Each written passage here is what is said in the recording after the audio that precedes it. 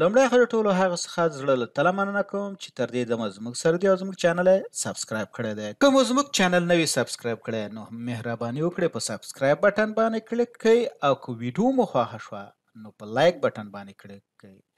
د نور سره د شریکولو لپاره په شیر بټن باندې کلیک کړئ او د خپل نظر د وړاندې کولو لپاره یا تبصرې کولو لپاره د کمنټس په برخه کې خپل نظر یا پوښتنه زموږ سره شریکه کړئ. د انګلیسي ژبې زده کړې لپاره موږ په پښتو ژبه بېلابېل ریزونیز پروګرامونه جوړ کړي دي او دې چینل ته مو په ټکزاس کې د پوهې یا پرمټ د ازموینې پوښتنې او ځوابونه. یو اتیاومه پوښتنه، کله چې تاسو په ښویېدونکو سړکونو باندې موټر چلوئ تاسو باید بدیلې لارې وکاروئ. لکه څنګه چې تاسو په وچو سړکونو کې موټر چلوئ همداشان موټر وچلوئ. خپله تعقیبي فاصله یا واټن زیات کړئ. سم ځواب دی خپله تعقیبي فاصله یا واټن زیات کړئ. راځو ځواب وضاحت ته. کله چې تاسو په ښویېدونکو یا کانګل شوي سړکونو باندې موټر چلوئ نو تاسو باید د بل موټر پسې تعقیبي فاصله زیاته کړئ. که چیرې تاسو غواړئ چې خپل موټر بریک کړئ یا ودروئ نو دا د نورمال حالت څخه ډېرې فاصلې یا واټن ته اړتیا لري چې تاسو خپل موټر په بشپړ ډول سره ودروئ. دوه اتیاومه پوښتنه، هغه سړکونه چې په چټکۍ سره کنګل کیږي یا یخک کیږي یا یخک وهي کنه یا یخ وهي، کوم چې منحني دي یا تاو راتاو دي، په کومو چې سوری وي، په کومو چې لمر وي. سم ځواب دی په کومو چې سوری وي. راځو ځواب وضاحت ته. په سړه یا لنده هوا کې تاسو باید د سړک هغه برخو ته ځانګړې پاملرنه وکړئ چې د ونو یا ودانیو لخوا سوری پرې شوی وي. دا سیمې د سړک د نورو برخو په پرتله په چټکۍ سره کنګل کیږي او د سړک وروستۍ برخې دي چې وچیږي. راځو درې اتیاومه پوښتنه، تاسو په څلور لاره کې انتظار یاست چې کیڼ اړخ ته لاړ شئ یا تاو شئ. تاسو باید خپل د موټر اشاره ولګوئ او ټایرونه یې کیڼ یا چپ لوري ته وګرځوئ. خپل د موټر اشاره ولګوئ او خپل د موټر ټایرونه مستقیم وساتئ. خپل د موټر څراغونه وځلوئ. بل موټر چلوونکي به تاسو ته اجازه درکړي.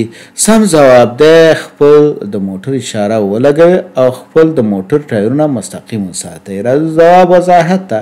تاسو باید تل د لاین بدلولو یا تاویدلو د مخه خپل د موټر اشاره ولګوئ. کله چې تاسو په یوه څلور لاره کې کیڼ یا چپ خواته د تاویدو په انتظار یاست نو تاسو باید خپل موټر ټایرونه مخامخ یا مستقیم وساتئ. که چیرې د وروسته خوا څخه د بل موټر لخوا وهل شي نو ستاسو موټر به د نورو راتلونکو موټرو مخته نه ورځي. څلور اتیاومه پوښتنه، په باراني موسم کې تاسو باید ډېر احتیاط وکړئ کله چې تاویږئ یا ودرېږئ. وروسته له هغې چې ټوله ورځ باران وشو یو نیم ساعت وروسته چې باران ودرېږي د باران په لومړي نیم ساعت کې. سم ځواب دی د باران په لومړي نیم ساعت کې. راځو د ځواب وضاحت ته. تاسو باید ډېر احتیاط وکړئ کله چې د باران په لومړي نیم ساعت کې موټر تاووئ، ودرېږئ او یا چلوئ. په دې حالاتو کې په سړک باندې پراته د موټرو تیل، موبلایل او داسې نور غوړ مواد پاک شوي نه وي او د باران د اوبو سره ګډ شوي وي چې دا په سړک باندې د موټرو د ښویېدو سبب کیږي. راځو پنځه اتیاومې پوښتنې ته. که دوه موټر چلوونکي په ورته وخت کې څلور لارې ته راشي چې سټاپ ساینس یا د درېدو نښو لخوا کنټرولېږي، ښي خوا موټر چلوونکی د لارې حق لري، کیڼ یا چپ خوا موټر چلوونکی د لارې حق لري. یو چلوونکی ممکن پرته له ځنډ موټر چلولو ته دوام ورکړي. سم ځواب دی ښي خوا موټر چلونکی د لارې حق لري. راځو ځواب وضاحت ته. که دوه موټر چلونکي دواړه په ورته وخت کې یا یو وخت کې څلور لارې ته راورسیږي او دا څلور لارې د څلورو خواو څخه د درېدو علامو په مرسته کنټرولېږي، ښي لور ته موټر چلونکی د لارې حق لري او لومړی باید دا د څلور لارې څخه د خپل مسیر په لور حرکت وکړي او ورپسې نورې موټرې کولی شي چې پر مخ لاړ شي. راځو شپږ اتیاومې پوښتنې ته. که یو موټر چلونکی اندېښمن، عصبي، غوسه او یا د ژړا په حالت کې وي، ګړندی موټر چلولی شي ځکه چې د خپلو حواسو سره ډېر تماس لري. مخکې د دې څخه چې موټر چالان کړي باید یو څه وخت لپاره صبر وکړي. د موټر چلولو پر مهال باید یو ملګري ته زنګ وهي. سم ځواب دی مخکې له دې څخه چې موټر چالان کړي باید یو څه وخت لپاره صبر وکړي. راځو ځواب وضاحت ته. که یو موټر چلونکی اندېښمن، د موټر چلولو لیوالتیا نه لري، ژاړي، غوسه یا خفګان کې وي، دی ممکن د موټر چلولو توان ونه لري. احساسات کولی شي د موټر چلولو څخه بې برخې کړي ځکه چې د دې ذهن په بل څه تمرکز کوي. دغه موټر چلونکی باید د موټر چلانولو څخه د مخه یو څه اندازه صبر وکړي چې ترڅو آرام شي او د دې لپاره آماده شي چې په موټر چلولو باندې تمرکز وکړي، نه دا چې تمرکز یې په بل څه وي، ځکه چې په دې حالت کې موټر چلول خورا ډیر خطرناک دی او یا هم دې ته ورته دی چې یو کس شراب یا الکول څښلی وي او نشه وي. راځو اووه اتیاومې پوښتنې ته.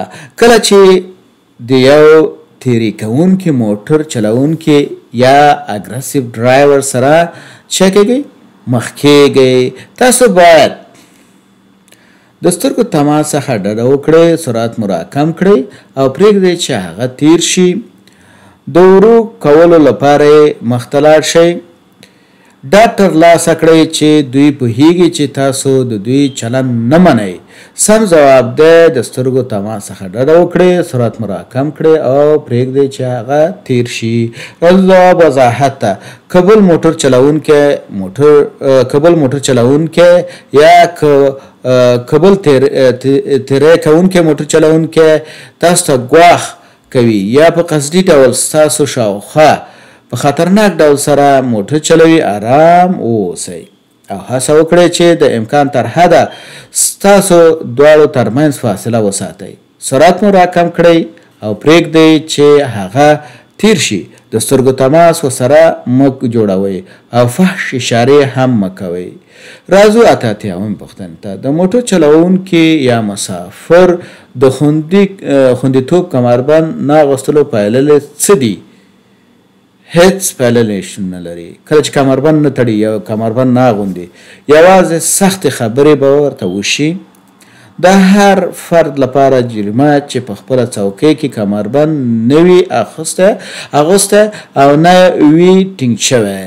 سم ځواب دی د هر فرد لپاره جریمه ده چې په خپله څوکۍ یا چوکۍ کې کمربند نه وي اغوستی او یا تړلی نه وي او یا نه وي ټینګ کړی، یعنې کمربند نه وي تړلی. لنډه دا ده چې مثال کمربند نه وي تړلی، هغې د هر شخص چې کمربند نه تړلی د هغې دپاره څه ده؟ جریمه ده.